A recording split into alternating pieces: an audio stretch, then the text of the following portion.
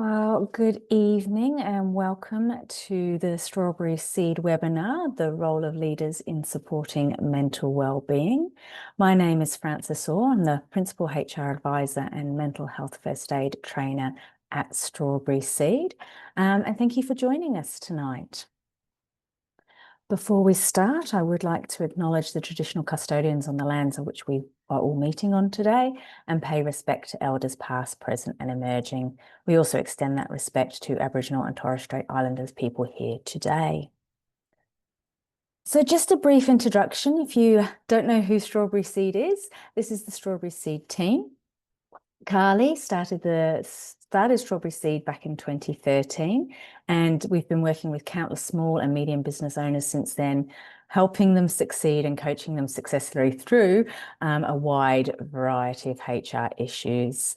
Some of you here know firsthand that the team has a real genuine passion for people and employment, and we all have a very down-to-earth approach, which has thankfully resulted in a business that's built on lots of relationships and trust.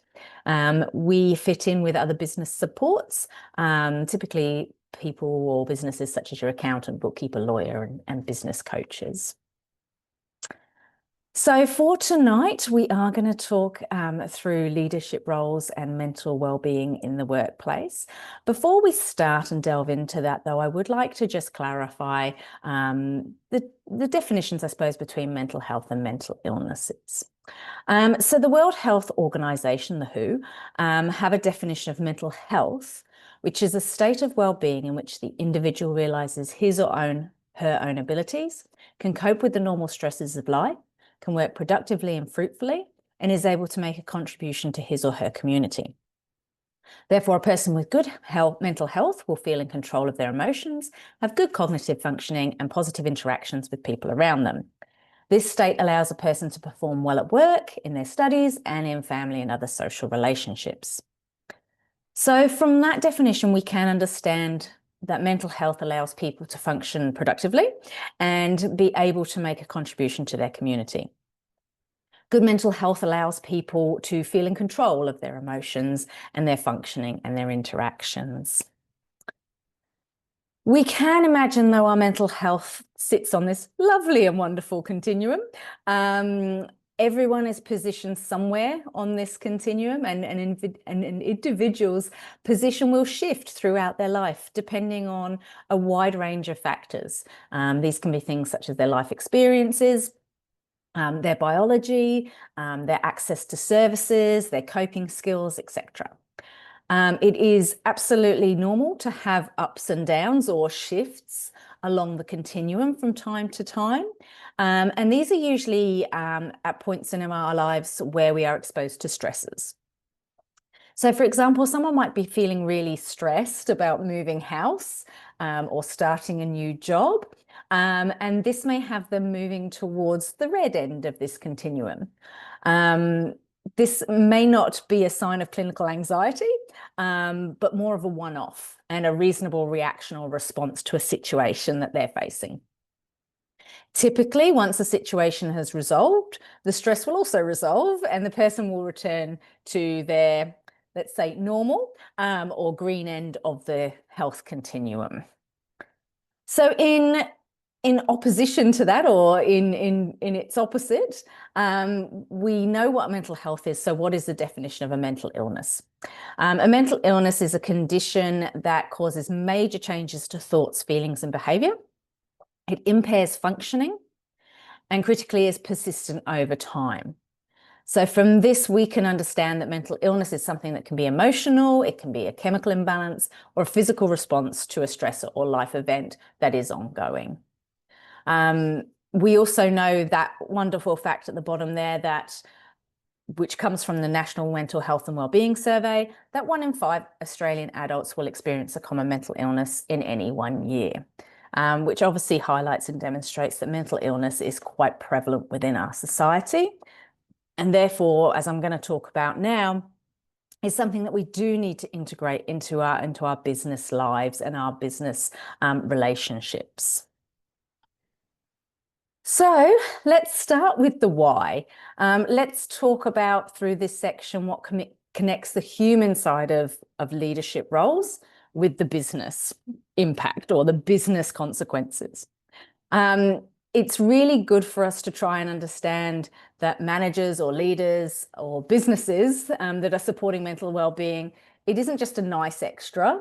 It really should be a strategic decision that affects the bottom line, will affect retention, and it will affect your business's reputation. So it really is critical.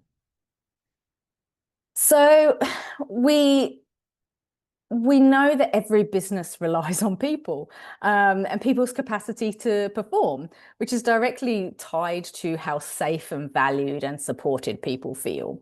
When we ignore mental well-being, we're not just risking people's burnout, but we are chipping away at performance and culture and essentially profit. We love having this little Maslow's hierarchy of needs. We know that people and employees, therefore, will really thrive when their safety and belonging needs are met and fundamentally met. And ideally, when their self-esteem and self-actualization needs are met. Now, obviously, this is reflective in someone's home life, but also within their work life as well. So we need to be meeting those criteria for people to be successful and happy. And we know that in small and medium businesses, there's less fat, there's less people redundancy. When one person struggles, unfortunately, everyone within the business can feel it. So, when people are under chronic stress or burnout, or there's unaddressed mental illnesses within the team, this can lead to things like mistakes, slower service, frayed or shorter tempers, and can actually provide tension within close-knit teams. It is that ripple effect. If one person is unwell and not able to perform to their capacity, it absolutely has an impact on the rest of the team. You may find that morale drops. Obviously, workloads may increase if someone cannot perform to capacity. And potentially, with all the short tempers and the tension, you may find that smaller issues will snowball and create larger issues. And it's not just employees. Leaders are not immune in this scenario, or business owners are not immune. When a business owner or a leader burns out or is becoming unwell, the team will pick up on that and they will sense it. So if you have a little think about your team at this point in time, I don't know how many you have on your team, but if it's sort of 5, 10, 15 people, that you are an intimate team. So when other people are potentially experiencing stresses that may impact their work abilities and capabilities. Now, there are some real world examples of hidden costs when people are unwell. We have absenteeism, where employees are taking time off, and that can be due to stress or exhaustion or burnout, etc. We may have the opposite of that, which is presenteeism. Oh my goodness, put my teeth in. And that's where employees show up physically, not necessarily mentally engaged. They're there, they're present. They may be there at extended hours because they're not necessarily performing at their best. Again, you might have conflict from short fuses, misunderstandings, potentially even avoidance that can stem from unaddressed issues. Turnover. People don't just leave bad jobs. They often leave workplaces where those Maslow's hierarchy of needs aren't being met. They don't feel supported. They don't feel encouraged. And they feel that they may be able to get that elsewhere. And the last one there, recruitment costs. We know recruitment costs can be that hidden cost. We don't sometimes realize how much it costs to replace people. We know replacing staff can cost between 50 and 150% of someone's annual salary, which for small and medium businesses is a huge amount of money. And we think that, in businesses, we plan and we budget for, our marketing or, maintenance or things we have to purchase. But we don't necessarily, or we're not necessarily in the mindset to realize how much we can budget for mental health and well-being, because unwellness can cost businesses quite a lot during each year. We do also know that mentally healthy workplaces can see a return of investment of approximately 5 to 1 when they invest in wellbeing initiatives. And that's from a study by PricewaterhouseCoopers and Beyond Blue. So we do know that it is a valuable investment to ensure our team's health and well-being. So the return of investment, the return of investment on care, happier people equals healthier businesses and healthier profits. Now, investing in well-being doesn't necessarily always mean really expensive programs. It's about everyday leadership behaviors. So when people feel safe and supported and heard, they are truly more likely to be creative and proactive.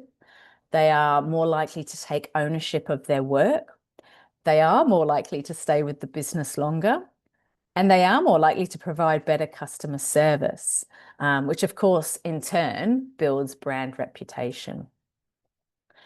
Again, coming back to that ripple effect, the ripple effect of care is measurable, because we should see, if we're investing in our team, fewer sick days, lower turnover, better engagement, better culture, and better customer outcomes. We always say it's not necessarily a mentally healthy workplace isn't a luxury. It really is a competitive edge. People are looking for a business that will go above and beyond to support their individuals, their employees. So the good news is that leaders have an enormous influence here.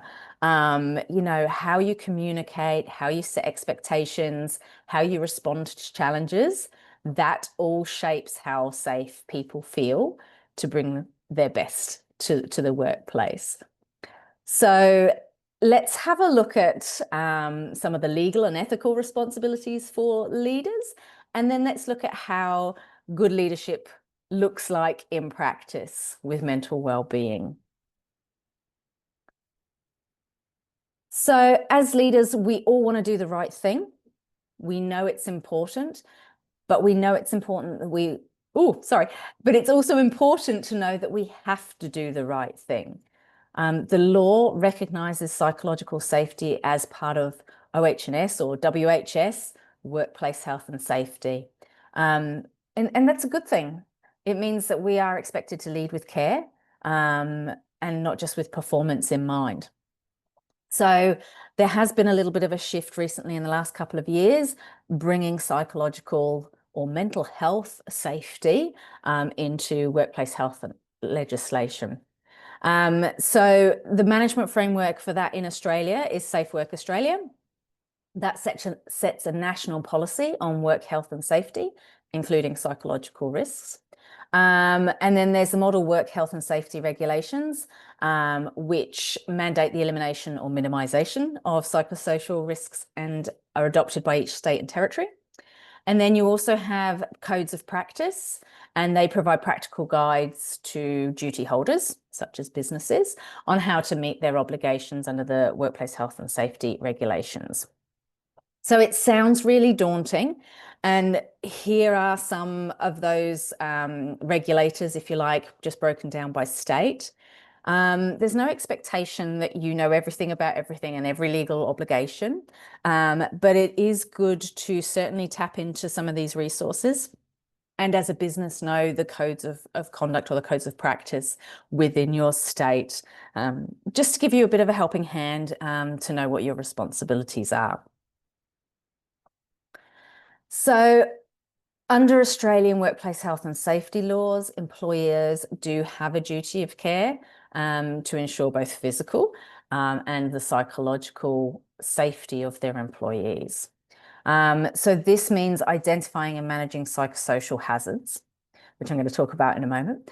And these are the things at work that can cause undue stress or harm in a mental health space. So I will go into more detail in a moment, but things like bullying, unreasonable workloads, lack of role clarity, poor communication, those sorts of things.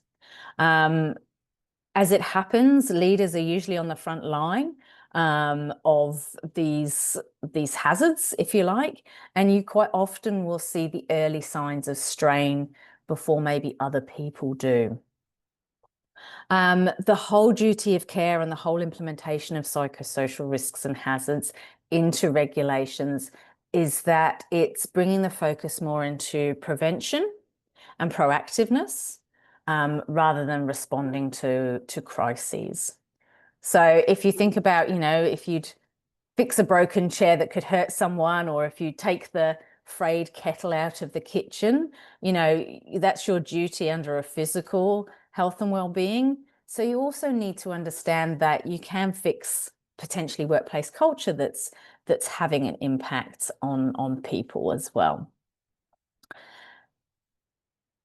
So understanding psychosocial hazards. So there are approximately 13. We've delved down a little bit into these here. We're not going to go through every single one of those 13, but you can understand that psychosocial risks and hazards can be molded into these sort of sections. So we have high and low job demands. High job demands, constant long hours, really unclear expectations. Maybe it's unrealistic deadlines or deadlines that are changing constantly. And of course, on the opposite side of that, you have low job demands. So you may have a job that doesn't ask a lot of you. So it could be very mindless type of work, and that can also be a risk. Low support, so employees feeling like they can't speak up or ask for help or have ideas or be able to ask questions. That is an area where people don't feel confident and don't feel supported. Poor change management. If you are going through periods of change, or you need to change things within your business, or you need to do them frequently, if you're not bringing your employees or your teams along for the ride, along for the journey, if you're not being transparent, if you're not having consultative meetings with them, if you're not asking their opinion, again, that leads to them feeling not supported. And that will provide almost that low support. You're not involving them in the decision-making process. And that doesn't mean to say that they need to be involved in actually signing off on stuff, but having a say for people makes them feel involved and included. Toxic behaviours. This can obviously include a raft of inappropriate behaviours, so bullying, harassment, discrimination. Most often, or more often than not, those types of behaviours will make employees feel excluded. They will make them feel intimidated, humiliated, etc. And those are behaviours that absolutely cannot be supported within businesses. Role conflict, being pulled in too many different directions, or facing unclear responsibilities. In small and medium businesses, that can absolutely happen. That old adage, jack of all trades. In small businesses, quite often you wear different hats, or you can bounce from one thing to the next. Some businesses don't necessarily have clear position descriptions. So sometimes employees can be a little unaware of where the boundaries are for their roles, or what the responsibilities are for their roles. And that can be quite confusing and detrimental to someone if they don't actually really know what they're meant to be doing and completing on a day-to-day basis. And the last one there, traumatic exposure. So this, thankfully, or not thankfully, I'm not quite sure how you can approach it, probably only applies to maybe specific industries. So, things like the first responders, police, ambulance, fire, hospital workers, nurses, doctors, people that are dealing with quite distressing situations or interactions with clients on a regular basis. It could be even extended to supermarket workers at this point in time. I know I've been watching a lot of the news and seeing a lot of client interactions for employees at supermarkets that are horrific and are hugely traumatic. So those can be psychosocial risks. So it's certainly something to be mindful of. And look, every workplace has different pressures and different things that may not be ideal. But the key is to make sure that people feel supported in as best as way as possible, or that they're not stranded in those areas. So, and I'll probably talk about this again because I keep jumping forward. But it's important to know, when you look at psychosocial risks and hazards, approach it like you would physical risks and hazards. So if you're looking at your workplace and you say, oh, you know, we've got stairs or we've got X, Y, and Z, and that could cause a physical injury, think about it from the outside looking in and think about what things may cause a mental illness or injury. So, you know, you don't have to know, like I say, all the legalities and things like that. But it is one of those approaches where you can look at things quite succinctly and say, actually, you know what, nobody has a position description. That's probably an area for us that we need to look at and review. So again, get used to the code of conducts, maybe check on the WorkSafe website, etc., and you'll be able to delve into the psychosocial risks and hazards much more in those spaces. And I did forget to mention, if you do want to ask any questions, just pop them in the chat and we'll come to them at the end. So managing your legal obligations, what the law actually does require. So again, you don't need to know all the legalities, but what you should be doing in practice is identifying the risks. So know what psychosocial hazards exist in your team. You can do this through feedback, observation, surveys, literally just sitting and having a conversation with someone. That can help identify the risks. You need to implement the controls. So do what you can to minimize or eliminate the risks. Adjusting workloads, clarifying roles, addressing conflict, or having a process for grievances that is followed for instances of bullying or discrimination, for example. You need to support recovery, so providing reasonable adjustments when someone is struggling. That can be things like flexible hours, modified duties, changes to their physical environment within the workplace. Could be working from home, it could be taking leave. Anything that's a reasonable adjustment should be considered. Should consult with employees. As I mentioned before, you know, involving your people in decisions and creating solutions and working through problems or issues or changes builds trust. It builds buy-in, if you like. If people feel they're involved, they're more likely to be invested. And if we've said this once, we've said it a million times, document everything. Keep simple notes of discussions. Always note down what supports you've offered, what adjustments you've put in place, steps you've taken. And just keep a record of them. Keep a record of them. If it involves another employee, email them afterwards and say, thanks for your time. This is what we've agreed to do, and we'll X, Y, and Z. So those are the things that the law actually requires. So much like any risk assessment, it's about identifying, making sure that you're controlling as much as possible, checking in on them, supporting recovery, consultation, and documentation. We would always suggest that you review as well on a regular basis, so that you know anything that is in place is working, or if it needs to be changed. So regulators, such as Safe Work Australia, are now treating psychological safety the same as physical safety. And there are penalties involved if those regulations are ignored.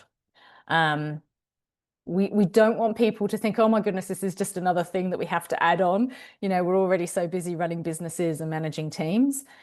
It's hopefully the goal isn't to create more paperwork. You're probably doing a lot of these things without thinking about them. It's just to try and create safer, sustainable workplaces. So hopefully I'm not scaring you too much into thinking you have to do a whole ton of work, this next section will hopefully give you some indication of things that you can do that happen quite organically within the business. And that will absolutely support then maybe a few next steps that the law and the regulations do require from you. So we're going to talk through leadership and culture, and this section is going to talk through, I suppose, how culture doesn't live in your policies that maybe sit on a shelf somewhere. It lives in what people say and do, and what people say and do every single day. So it's those small, consistent actions that make really the biggest difference in a workplace. And when people do feel psychologically safe, this means that they can speak up, that then they'll make mistakes and they can own them. And they can be themselves without having that fear of being embarrassed or humiliated. So, you know, they are loyal, they are engaged, and they are innovative when they are psychologically safe in the workplace. So, you know, within small and medium businesses, like we say, it's not, culture isn't that it sits on a shelf in a book somewhere. It's you guys. It's how you guys behave and act and interact day in, day out. It's how we respond to pressure. It's how we respond to feedback. It's how we respond to mistakes. It's how we respond in stressful situations. It's how we respond in non-stressful situations. So let's delve into that a little bit more. So leadership and good culture starts with self-awareness. Mental well-being and mental well-being support will start with the leadership team. It's how you display and how you demonstrate your own energy, your own communication style, and how you respond and manage stress. We know that leaders, or anyone actually who is quite self-aware, are usually better able to respond to things calmly. They are usually able to think through and make very fair decisions. And hopefully that entails, or that then creates, a balance that people can see and recognize. So let's take an example. When you have someone that is maybe usually quite calm and, you know, amenable during the office, and all of a sudden they snap under pressure or under stress, and maybe they, you know, not shout, but maybe there's a tone of voice or there's a shortness in an answer and a response. That happens. We are all human. We cannot stop that. There will be at some point where we may respond in a way that we don't want to. Now, if a leader or whomever it is apologizes for that behavior to their team, it's demonstrating that they have acknowledged that they have maybe overstepped the mark, or that the response wasn't the response they wanted or desired. And that models humility and accountability. So it's telling the team that it's okay. It's okay to be human. It's okay to make mistakes. It's okay to have emotional responses. What isn't okay is that we don't acknowledge them and that we don't respond to them. So, and it's all well and good. And like I say, we're all human, so there will all be those moments. But it is always really, really good as people and as leaders, if you're a leader in your business, to reflect on how you respond under stress. Do your actions match your values? Are you approachable? And especially when someone's struggling. So it's really good to think about those things. At Strawberry Seed, we have a document that we've used and grown and developed, which is a self-reflection tool. And one of the questions is, what do I look like under pressure? How do I respond? And those types of things are really, really helpful for both yourself to understand how you respond. And if you want to share it with the team around you, then they can have a better understanding as well of how you reflect on those situations.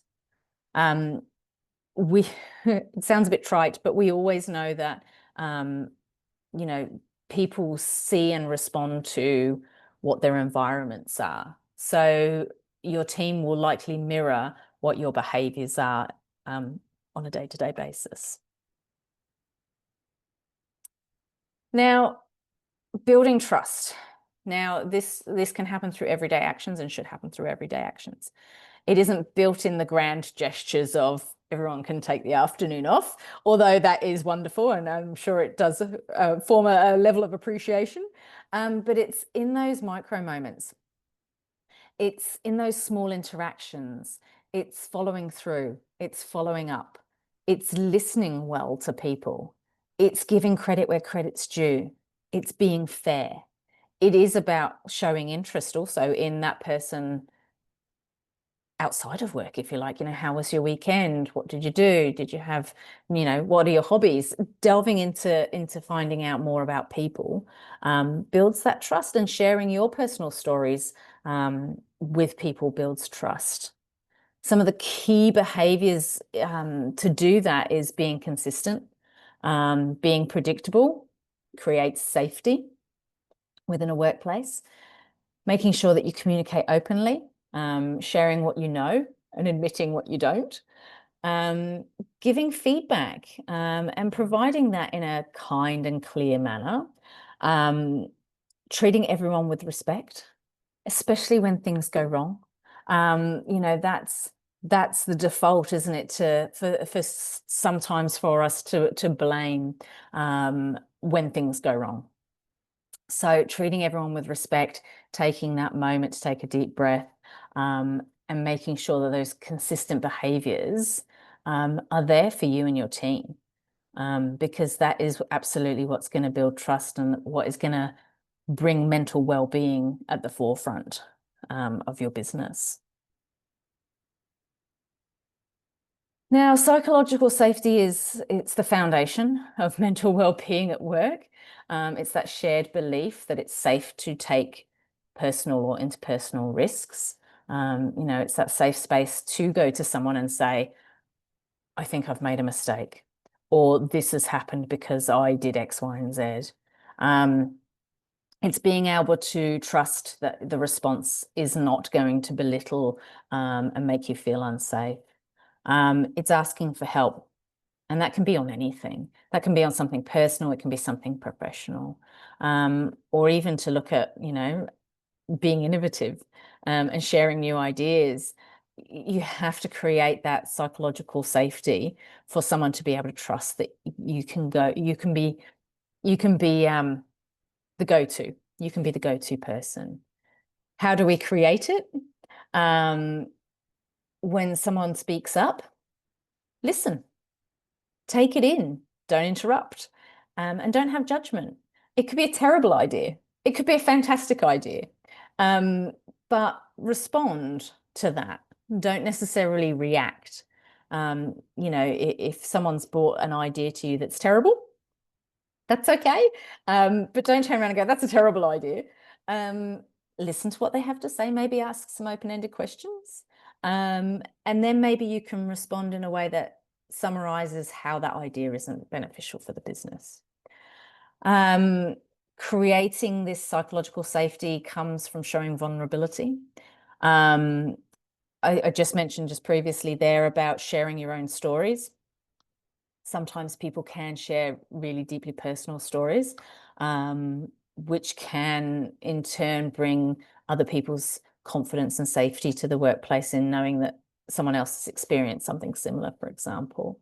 But also things like admitting that you don't know what you don't know, or that you did get something wrong. It just gives people permission to be able to do the same thing, to be able to say, I'm not sure, I don't know, or I have made a mistake, or I've got something wrong. Leaders also encourage input and asking everyone for their ideas. Again, bring people on the journey. Even the people that are not necessarily always as vocal as others, as leaders, you can also privately tap into other people's ideas or responses or suggestions, by email potentially, if that's the way that someone would prefer to be communicated with. And this last one, protecting people. And this probably reflects to those inappropriate behaviors, but we want to make sure that if someone in the team is being undermined, being disrespected, not being treated well, that we do step in, and we do have that element of protection, which would essentially be within a grievance procedure or a performance procedure.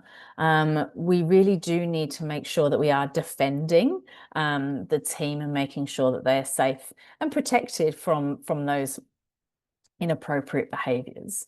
If we say nothing, then it can be read as that's okay, or I'm happy with that, no problems. I'm not sure whether anyone is thinking of any examples or any leaders that they've had so far that have demonstrated any of these behaviors. We used to have someone that would come in and sort of say, start a meeting or start the weekly huddle or whatever it happens to be by maybe sharing a mistake that they'd made that week, whether it's a personal one or a professional one. And people kind of go, oh, yeah, that was silly, or, oh my goodness, I did something similar. It does allow people to laugh. It allows a lightness that, again, we're all human.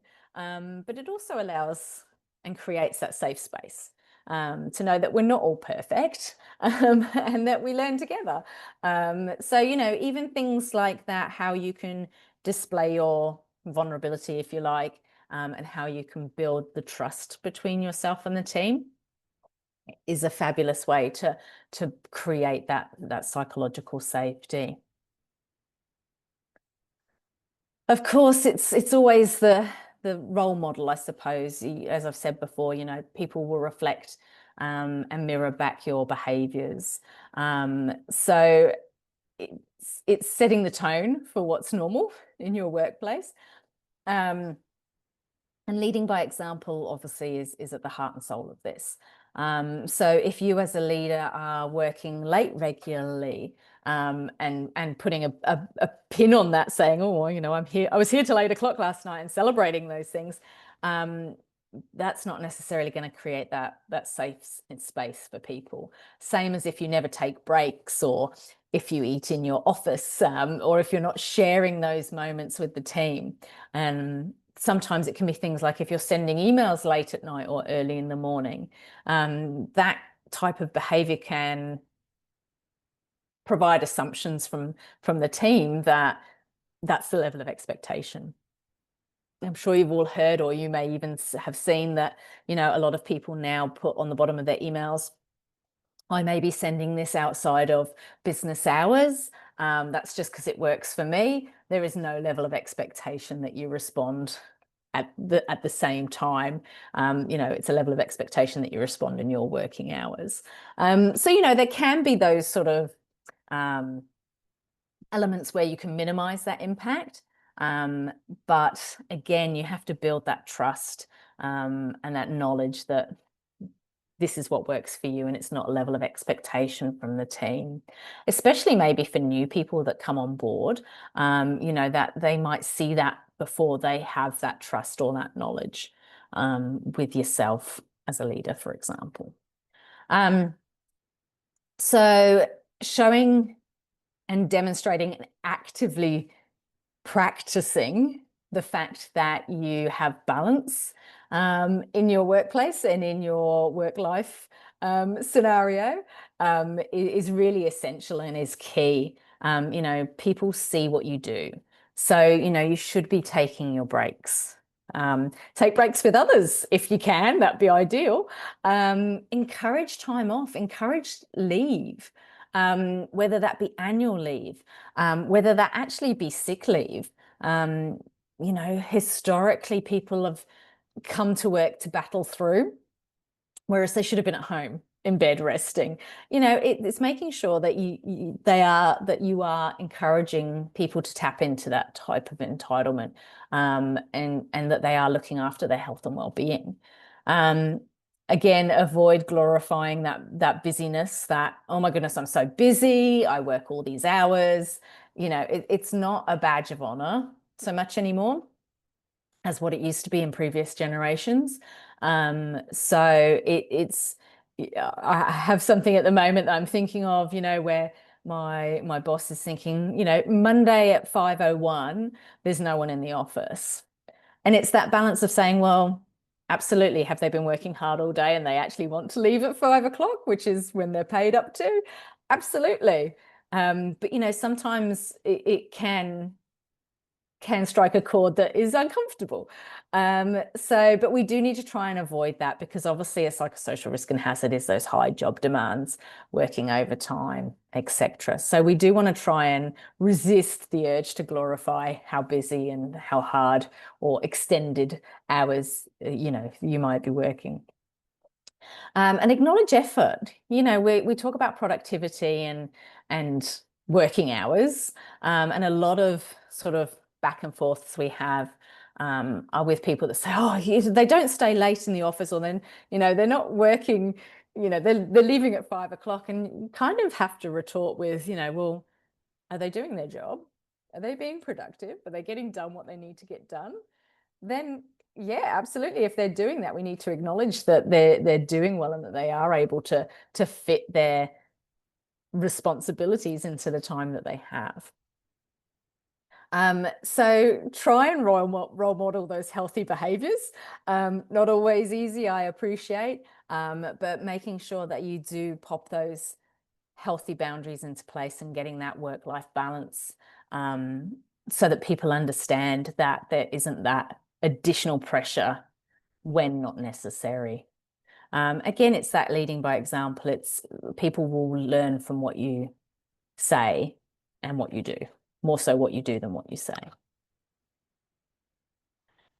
So I've belted through the business case, the legal implications and importance of psychosocial risk, health, and well-being, and we've touched on the practical applications of how leaders have that role and what they can demonstrate and what they can do on a day-to-day basis. I'm just going to quickly rush through. No, I'm not going to rush. We're going to have a look at how maybe we can have supportive conversations with our teams in the workplace. And then we're going to come back a little bit more to the leadership element of well-being in the workplace. So again, if you feel like someone within your team or your workplace is maybe struggling a little bit with mental health or their well-being, you guys are probably on, as I've said before, you're probably one of the first to notice. And it's key for us to notice the early warning signs, so that we can be as proactive as possible in trying to help and trying to manage any psychosocial risks that might be involved. So things that we might notice in the early stages, and this is not necessarily about us knowing what mental illnesses are and what the signs and symptoms are. It's about knowing and understanding that maybe there's a change in a person. So it can be something like someone who's normally quite bubbly, quite chatty, quite outgoing, quite social. They start to become withdrawn.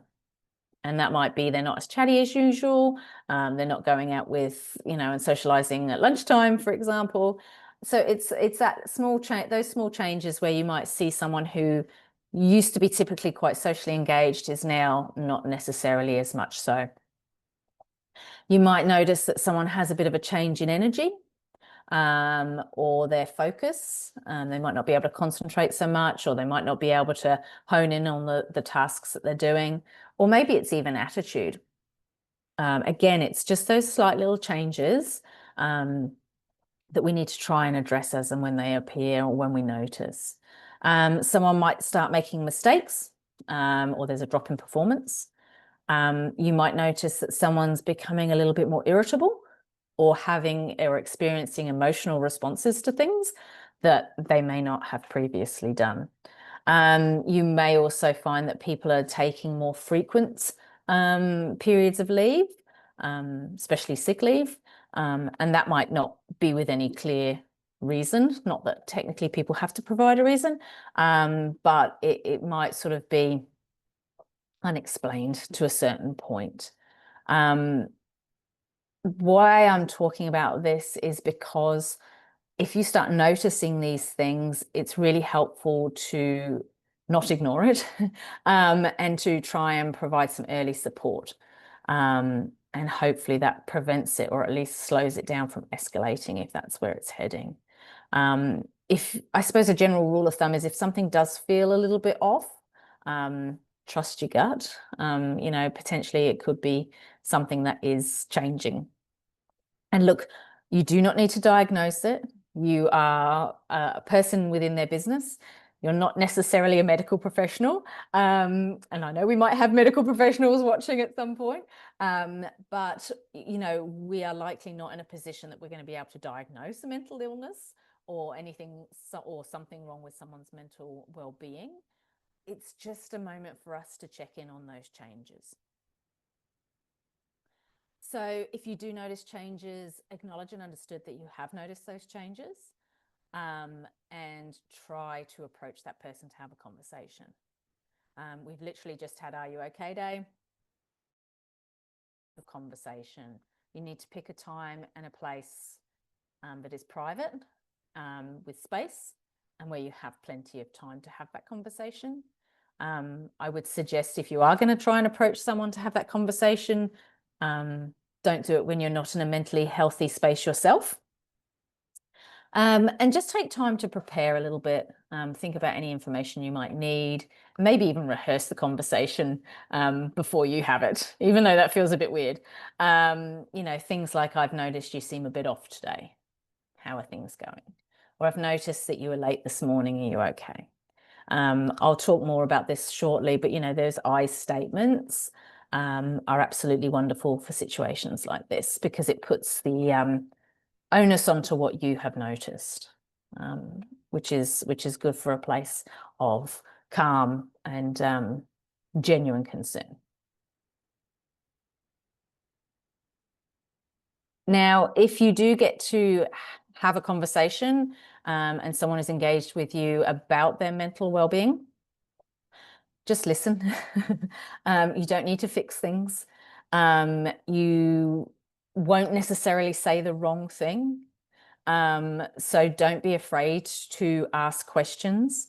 It's, have the moment where you can allow that person to have the space and the safety to be able to talk.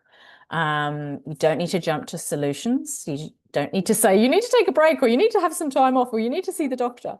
That can come as part of the conversation, absolutely, but it doesn't need to be instantaneous. It's always really good to reflect back on what you think you've heard and confirm that. So what you're saying is X, Y, and Z. Try to avoid any judgment or dismissal of what they're saying. I know I get a lot of questions when I'm doing mental health first aid about, or even actually within the HR space, how much can we say? What can we ask? When you're having these kinds of conversations, all we can say is that you need to come from a place of genuine care and concern. If you offend someone somewhere along the way in a conversation or a question you ask, then of course your response will be, look, I'm genuinely sorry. I'm just trying to help, or I'm just trying to understand. Please, I'll obviously try and not ask that type of question again, for example. So, we do have that kind of push me, pull you in terms of how far can people go within the workplace. And of course, people don't have to declare anything to you unless there is a legal requirement to do so, which in that case, I would check your industry standards or the legalities around that. But if they do share with you, then obviously that's a confidential discussion and shouldn't be shared unless you have explicit consent, or there's a clear safety risk involved in that person's disclosure. So remember, if you are going to have a conversation, you don't have to fix it. You just have to be able to listen and engage in conversation. I think that's an important thing to make sure that leaders and employees alike know and understand. It's not your responsibility to diagnose, and you just have to be able to hold space for someone to be able to talk. In sort of follow up to that, you can care deeply about someone and still maintain professional boundaries. Your role is really to support and promote connection to professional help. Again, you can't counsel someone unless you are a counsellor potentially, but you certainly can't diagnose unless you're a GP or a psychologist or a psychiatrist. It really is just your role is to hold that space for someone to be able to take those first steps, or to take steps to be able to find some safety and some assistance. And I think if you are, again, having conversations with someone in the workplace and it starts feeling really heavy or complex or something that you don't feel comfortable with, it's perfectly okay to say things along the line of, look, I really appreciate you sharing this with me. I'm not a mental health professional, and I want to make sure that you get the right support here. So what can we do? Can we find someone that you can talk to? So it might be handy if you are in a leadership position within a business that's actively, maintaining the psychosocial health and well-being, is to know certain referral points. It might be HR if you happen to have a HR department. It could be an EAP within the business, an employee assistance program. Or personally, it could be something along the lines of that person's GP, or if they've experienced it before, their connections through that. So it is okay to be able to go, look, I want you to tell me, I want to have that safe space. I want to encourage you. I want to support you, but this is actually outside of my area of expertise. How can I help support you? And let's make sure that we're working together for this. The same with if there is or appears to be a risk of harm or suicidal thoughts. It's absolutely okay to escalate. And again, you might say something along the lines of, look, I'm really concerned for your safety, and I think we need to get some extra help. Who do you want me to call? And that might be a friend, a family, it might be an ambulance. And that's okay. Also, and again, this sort of forms part of talking back to those micro expressions of consistency. Follow up. Make sure that those conversations aren't just one-offs. Say to them, can I just check in with you in the next couple of days? Just want to make sure you're doing okay. So again, making sure that you're doing those small gestures, you're remembering what someone's told you, you're maybe offering adjustments, and having those regular check-ins show that you care and that you are genuine. And again, you're managing those risks from the business perspective as well. Again, it's that follow-up, it's that building trust. It also tells people that, if you are following up, you weren't just being polite the first time. You actually had some purpose and some investment in that person, and that you actually care. So all of those things combined are providing leadership with a really key role in people's mental health and well-being. There are certain entitlements, employee entitlements and support options. Obviously, as leaders, we don't have to fix mental health problems or contribute to mental well-being. It's not your responsibility to manage or control or maintain issues, especially issues that are arising outside of the workplace. Now, this is something else that obviously we do talk to clients quite a lot about, is that an employee is coming into the business that is experiencing outside stresses. It could be a relationship breakup, it could be illness in the family, whatever the stressor happens to be, it's occurring outside of the workplace. So when things like that happen, obviously it's not necessarily a psychosocial risk from the workplace, but you do have to make sure that you're not exacerbating the situation or the illness or injury, as it were. So, again, you don't have to pry into people's lives. You can't fix what's happening outside of the workplace. Your focus has to be within the workplace, because that's where your relationship sits. Obviously, if you have a friendship or a relationship outside of the workplace, that's going to be a little bit different. But if it's truly just an employee-employer relationship, then obviously you need to concentrate and focus on what you can do within the workplace to help support. Now, there are a variety of options that can be available. Obviously, we talked about leave. That can be personal leave. You can use sick leave for mental health reasons. They can also use annual leave or long service leave if they happen to have that. Annual leave and long service leave can be used at their discretion. We can have an employee assistance program, which I just mentioned before. That essentially is a company that will provide counselling or psychological services confidentially to your employees within the business, and that is usually paid for by the company. You have external supports that you can suggest or that you can try and go to.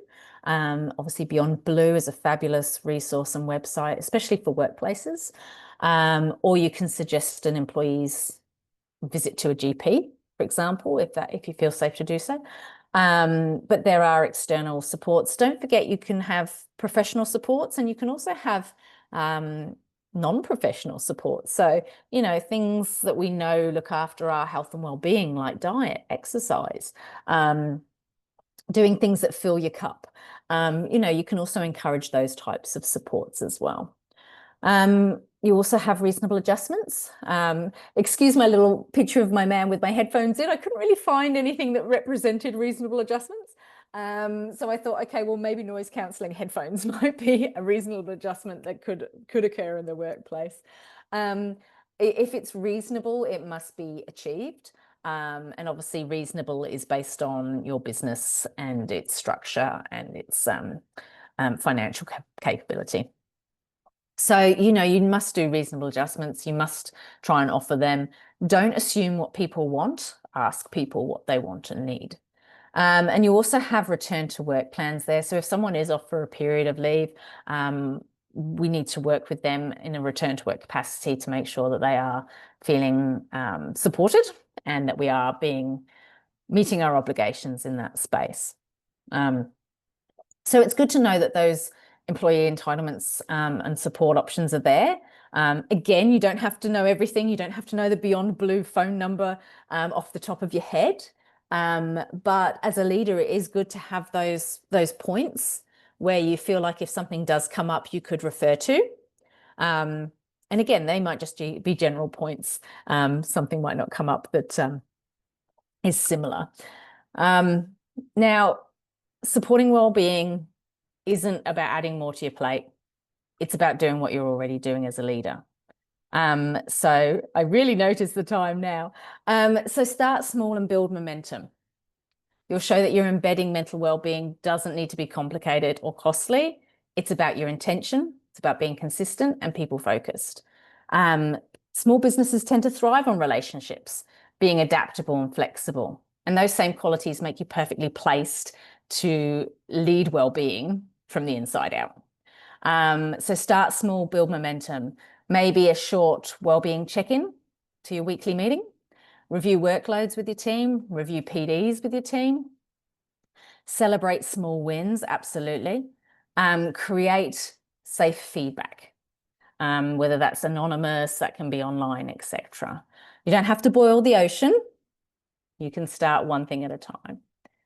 Create a simple risk assessment and well-being action plan. Again, it doesn't need to be complicated. Think about what's working, what's not working. What are our risks? Where are our stress points? Where does morale potentially dip? Think about two or three things that you can do to improve well-being. Who might lead that or champion that?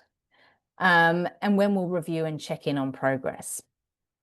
So these are all small things that can make a huge difference.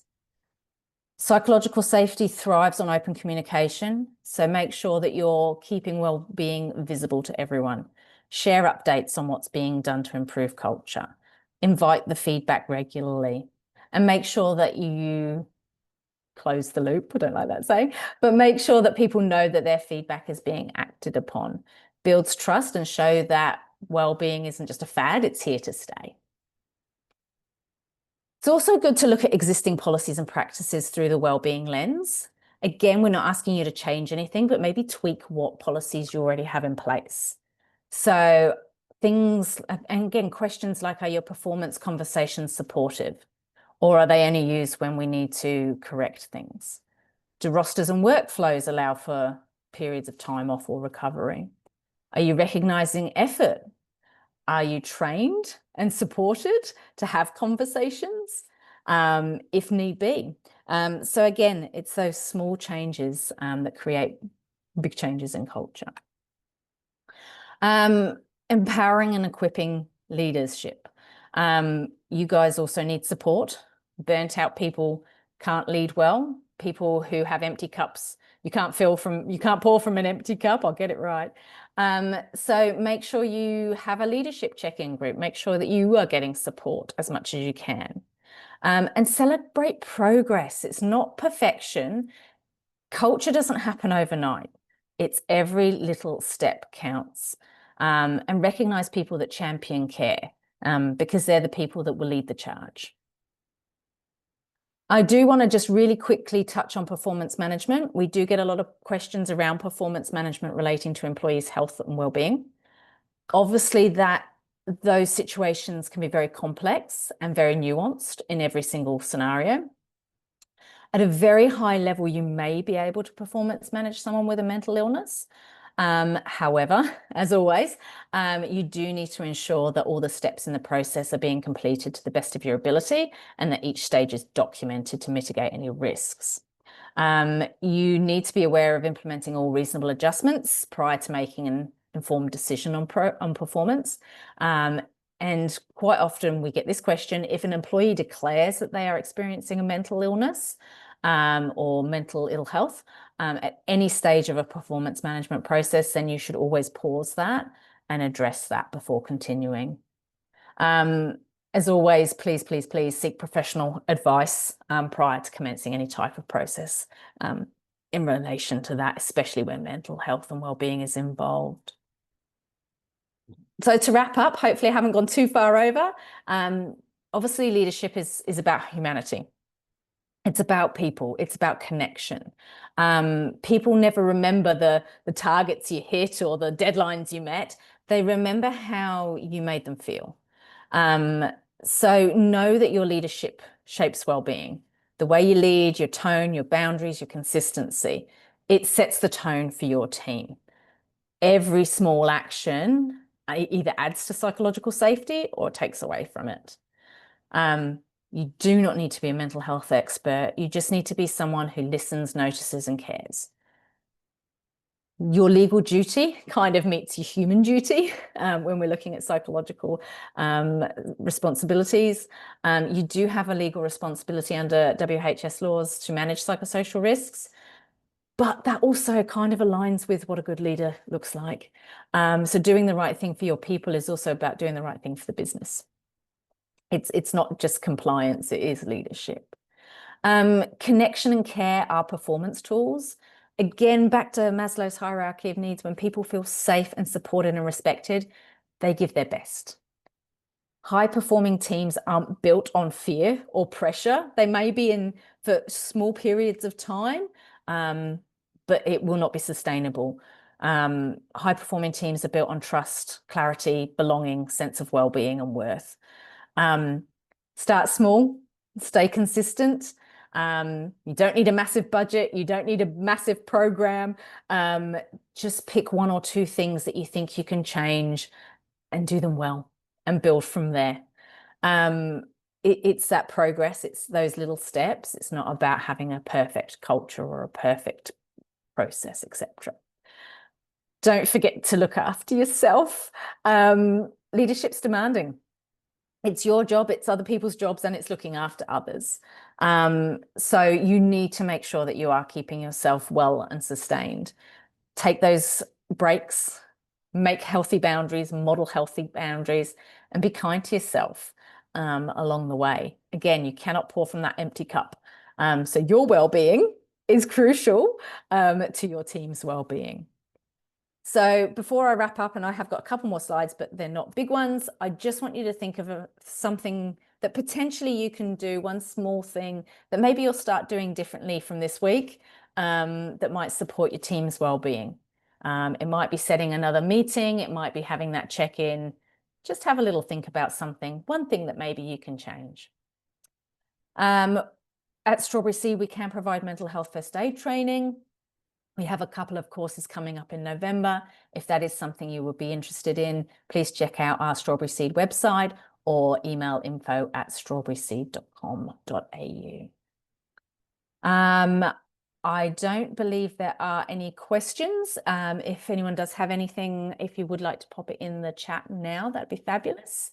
I'll wait for just a brief moment. And I will pop into the next slide just in case you do want to follow us on any of our socials. Okay, well, look, there is no questions. Obviously, if you do think of anything once we finished or in the next few days, or if there is something that you want to talk about around implementing a risk assessment or implementing any of the small changes that you might think might be beneficial, or performance management, etc., please don't hesitate to get in touch with us. Obviously, we have all these channels here that you can contact us on. But thank you very much for joining us for tonight. I hope you have a wonderful evening, and we look forward to seeing you again soon. Thank you.